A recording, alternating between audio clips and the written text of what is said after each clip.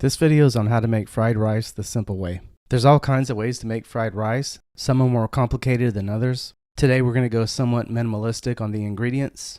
If you try to go too minimal on fried rice ingredients, it may not taste like fried rice should taste. But if you do it the way I'm going to show you how today, I promise you it'll come out excellent. To get started, you'll need a few things.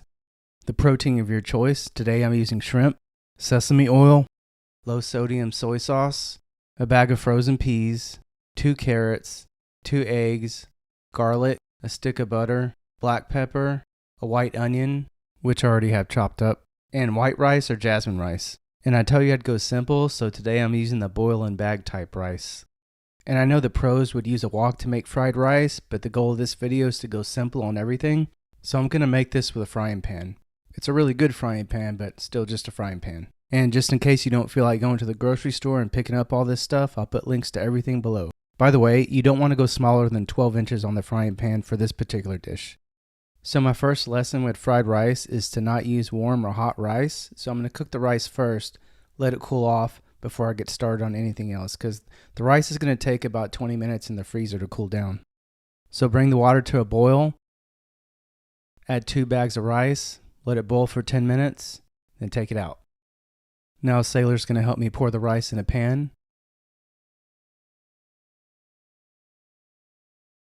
Now she's going to flatten it all out.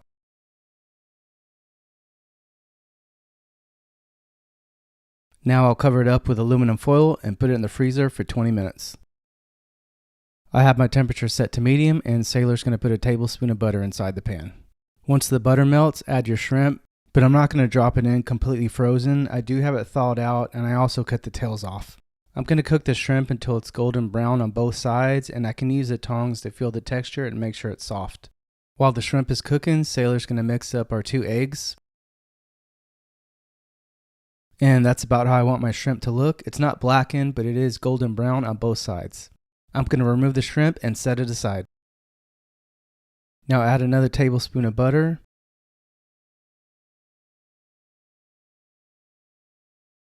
And pour in the eggs. Scramble the eggs and then set them aside. Add another tablespoon of butter. Pour in the onions and carrots. You can dice them up or slice them however you want them. I just slice these in this case.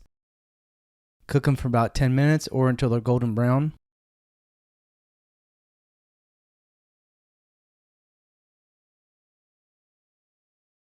Add another tablespoon of butter. Then add half a cup of frozen peas and 3 garlic cloves chopped up as small as you can get them. If you don't want to chop up the garlic, you can also use a garlic press. Cook that for about 5 more minutes or until you get the color and texture that you like. Add another tablespoon of butter. Now pour in the rice that we had cooling off in the freezer. You want to make sure to use cool rice so that it comes out light and fluffy. If you try to use warm or hot rice, it may come out clumpy and it just won't be as good. Now mix in 2 tablespoons of low sodium soy sauce.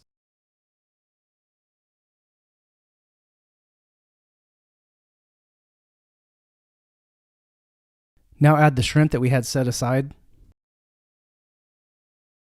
And mix in the scrambled eggs. Now mix that around for a couple of minutes. Now take it off the heat and pour it into a different container. Now Sailor's going to add 1 tablespoon of sesame oil and mix it around while it's cooling.